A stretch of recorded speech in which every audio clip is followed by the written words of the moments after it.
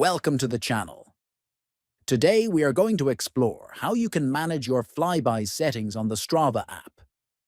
This feature allows you to control who can see your real-time activity while you are running. First, open the Strava app on your phone. Next, look at the bottom and tap on the U icon on the right side. Then, take a look at the upper part of the screen and tap the Settings icon. After that, scroll down and select Privacy Controls. Next, locate the Flybys option and tap on it. Then, you will see different visibility options. You can choose everyone if you want all Strava users to see your Flybys.